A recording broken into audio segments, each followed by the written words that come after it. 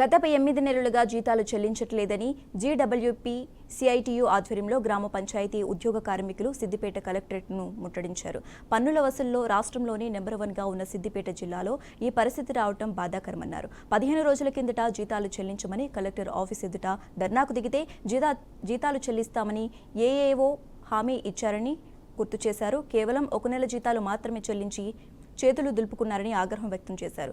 జీతాలు లేక తమ బతుకులు భారమయ్యాయని, కుటుంబాన్ని పోషించలేని స్థితిలో కూడా ఉన్నామని బాధను వ్యక్తం చేశారు. ఇప్పటికైనా జీతాలు చెల్లించలేకపోతే ప్రభుత్వాన్ని స్తంభింపజేస్తామని హెచ్చరించారు. గ్రామ పంచాయతీ కార్మికులను పర్మనెంట్ చేయాలని, వేతనాలను 26,000కు పెంచాలని, చనిపోతే 10 లక్షల ఎక్స్గ్రేషియా ప్రకటించాలని సిఐటియు నాయకులు డిమాండ్ చేశారు.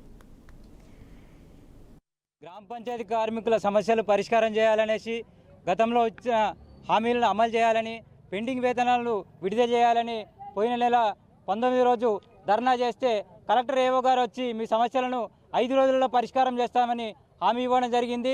25 రోజులైనా కూడా ఇప్పటికీ గ్రామ పంచాయతీ కార్మికుల సమస్యలు ఎక్కడేసిన గొంగడి అక్కడనే మాదిరిగా ఉన్నది.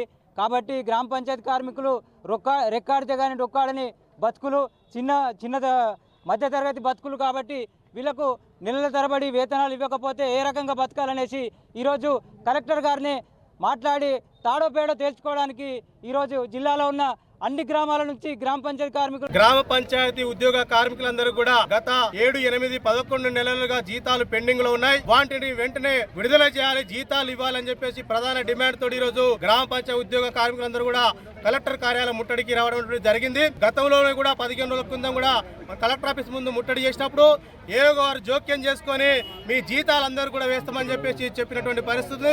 కానీ ఒక్కటే నెల జీతాలు ఇచ్చి మరి చేతులు దుప్పుకున్నటువంటి పరిస్థితి. రాష్ట్రంలోనే మొత్తంగా మరి దాదాపు ఇంటి పన్ను, నల్ల పన్ను వసూలు చేసే దానిలో నెంబర్ 1గా ఉన్నటువంటి